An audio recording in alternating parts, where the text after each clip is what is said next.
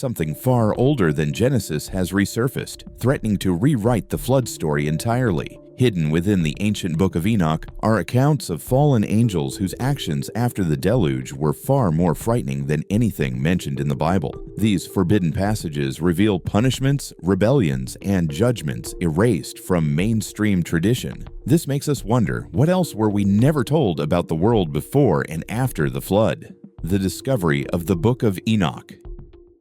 In 1947, a group of Bedouin shepherds discovered a bundle of scrolls in the dark caves of Qumran near the Dead Sea. They looked just like hundreds of other scrolls that had been recovered before. The pieces were dry, broken, and inscribed in Old Aramaic and Hebrew, languages that experts had read many times before. At first, the experts thought these items were merely regular community writings, like simple documents that occupy museum shelves all over the world. But as soon as the scholars began decoding the lines, everything changed. This was not a normal manuscript. There was a scary secret hidden among the fragile scrolls, a forgotten book that had to do with Enoch, the enigmatic man in Genesis who walked with God, but whose whole story had been missing for hundreds of years. The scrolls had long, comprehensive stories about fallen angels, the Watchers, and things that were far more than what was in the Bible. The scholars knew right away that they had found something much more valuable than a list of names. This work showed a different account of history that went against what people thought about the flood, angels, and the old world. It wasn't just another family tree. It was a full-blown vision of the end of the world, with angels disobeying God's laws in ways that no one saw coming. The book was composed in ancient Judea, yet it talked of things that were said to have happened long before the Bible was written. And these angels were nothing like the kind of angels that most people picture. The literature talked about a hierarchy of powerful beings, each with a job, a weakness, and the power to change the world of mankind. This research revealed that early Jewish thoughts regarding the supernatural were significantly more profound and ominous than the cursory references found in Scripture. The more lines the experts deciphered, the clearer the terrifying reality became. The story of the fallen angels did not end with Noah's flood. Enoch said that the Watchers were bound up in secret places so they couldn't hurt the world anymore. For many centuries, these stories were told and retold, long before they became the short, simple versions seen in the Bible. This meant that the experts were looking at one of the first kinds of stories that had an impact on whole communities for hundreds of years. The more they read, the more they understood that the book was not just about angels. It was about order, judgment, and the very roots of evil. The text told the story of how the angels fell, what bad things they taught, and how they were punished so they could never do it again. This wasn't meant to be a myth. It was designed to be a religious explanation to help people in ancient times explain sorrow and devastation after a big collapse. All of a sudden, the scholars realized they weren't just looking at another old scroll. They had found the source of angelic tradition, a version that was recorded hundreds of years before the New Testament. It indicated that stories about rebellion in heaven were told in many cultures and altered to match each one. They understood that the Bible was only a minor part of a much bigger heritage. The more they learnt, the more the revelation became too much to handle. The short story of the angel in Genesis was not the whole story. Over time, it had been shortened, softened, and shaped differently. The Qumran scroll gave us a glimpse into how people in the past thought about the supernatural and sought to make sense of catastrophes they couldn't fathom.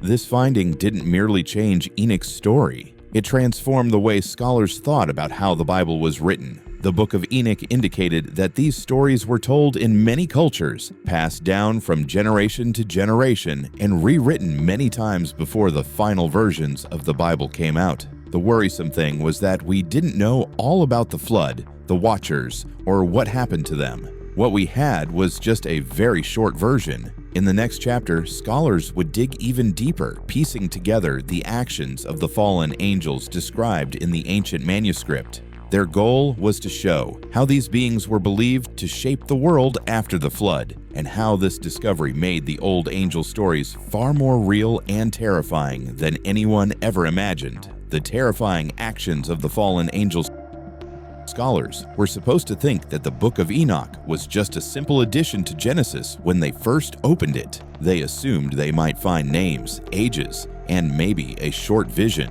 What they found instead was even more shocking. The text didn't talk about angels serving in heaven in a tranquil way like the Bible does. It said something quite different. People who left their posts as watchers, entities who came down to earth like rebellious guardians defying divine decree. At first, it didn't make any sense. Angels that have fallen. Everyone understood that angels were loyal servants of God who never questioned his orders. It seemed impossible and strange that heavenly beings would choose to disobey. The more historians looked into Enoch's stories, the more it became obvious that this fall was not a fantasy. It was published as a legitimate theological explanation in ancient Judaism, a way for early writers to understand how evil came into the universe. Their investigation demonstrated that the behaviors of the Watchers were not metaphorical. It was said that they were real beings made to watch over people, a spiritual order with power and intelligence. Long before Christianity, many ancient traditions, even those that weren't Jewish, talked of comparable people. Enoch said that these entities taught people prohibited information that ruined whole generations. Because they rebelled, they were responsible for the propagation of evil, which made them active forces instead of just symbols. Then came the scary truth. The fall of these angels was not a fantasy or something made up later. It was an element of ancient theology that tried to explain how darkness lived on after the deluge. Scholars knew that this wasn't just something that Enochic writers made up.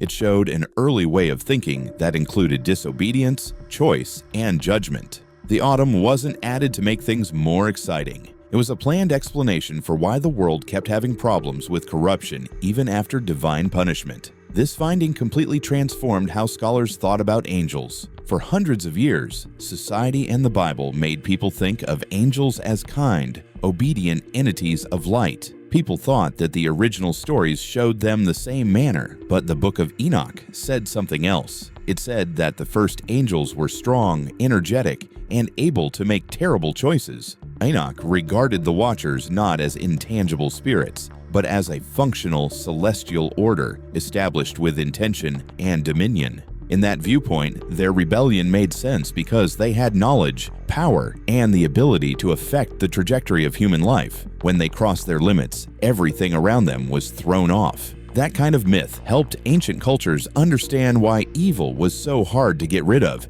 and why bad things happened to good people. They didn't need faultless gods to tell their story. They wanted gods that were rebellious to explain the world they saw that was broken. The more researchers looked into it, the more disturbing it grew. This wasn't only changing the story of the flood, it was changing the whole idea of spiritual energies in the ancient world. For hundreds of years, people were taught that angels were guardians who showed the way and gave consolation. But Enoch's account hinted at something much darker, that evil may not have come from people, but from angels who decided to be bad. The book says that their power lasted long after they fell. The idea that academicians had maintained for generations was proven wrong. This old document made them question everything they thought they understood about angels, obedience, purity, and perfection. There was only one version of the Bible's short account of heavenly angels. The Watchers were an older version based on traditions that were based on real anxieties and real efforts to understand pain. As researchers continue to interpret the Book of Enoch, the transgressions of these beings provoke new inquiries into the beliefs of ancient peoples. Could these entities have an effect on people? Could they stand up to judgment and still show signs of their rebellion?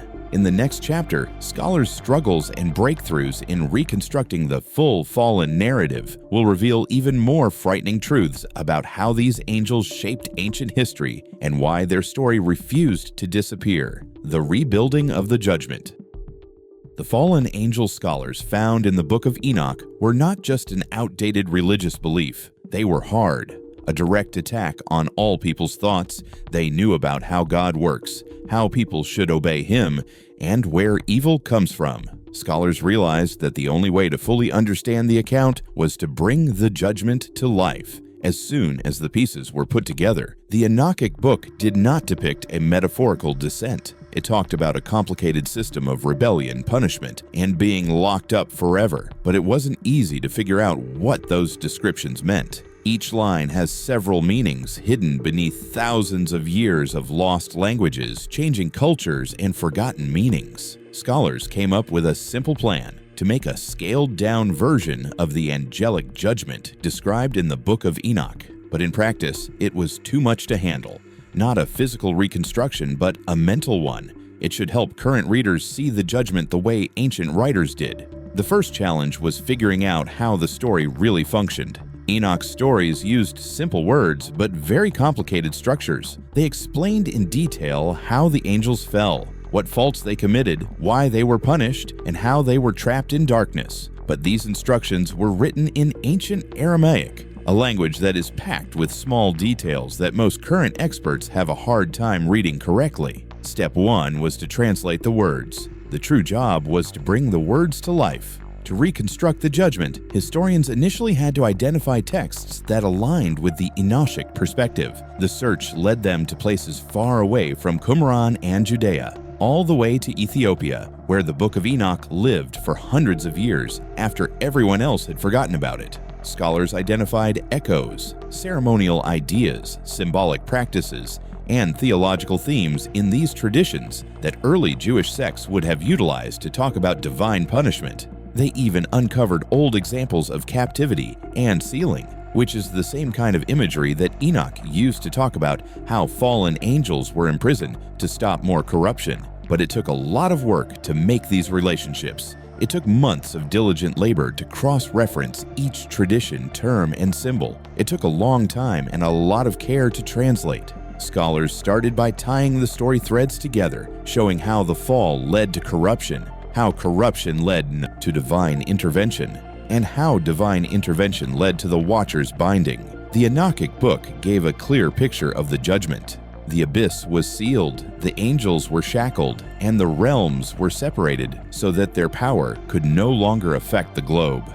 It wasn't all random. The binding wasn't shown as a dramatic flourish. It was shown to be necessary. Ancient writers thought that free, strong beings might ruin a realm if they weren't kept in line. Therefore, putting the Watchers in jail was necessary to bring back stability. It all made sense to scholars when they finally understood how the pieces fit together. But it was not easy to put the judgment back together. Contemporary researchers lacked access to all the sources utilized by ancient civilizations. They lived in different places, spoke different languages, and had different ways of seeing the world. It was like standing outside a closed room, hearing voices inside and attempting to determine what was going on from the echoes. And the story's scope made it extra hard. Scholars concentrated on a limited segment of the narrative. However, the theological framework articulated by Enoch was extensive. Every step had to be carefully planned, from putting together pieces of text to putting them in their historical context so that the structure wouldn't fall apart because of modern ideas. The decision started to come together slowly, and as it took shape, everything became obvious. The fallen angel's incarceration wasn't merely a story. It was a profound and viable theological resolution. The writers of Enoch were not making up pandemonium. They were making sense of it and explaining, and trying to make sense of a world where evil stayed around long after God had judged it. They figured out that the stories weren't just made up to be exciting. They were working with blueprints, a complete set of beliefs that were designed to last for centuries. Then came the scary realization that the story of the fallen angels wasn't a myth at all. The ancients developed a true structure, a system of theology that justified revolt, punishment, and keeping people in line. The judgment in Enoch wasn't supposed to be a metaphor. It was designed to last through the ages, and it did. The more researchers discovered, the more they understood that the notion of fallen angels residing underneath the world's order was not merely a lyrical metaphor, but a genuine worldview maintained with remarkable consistency. This compelled researchers to grapple with a daunting question. If the fallen angels in Enoch were once regarded as actual entities with tangible consequences, to what extent has the biblical narrative been diluted over time? What if the angels that most people think of are only a simplified version of a far older, darker story? It had serious effects. The Book of Enoch versus Genesis.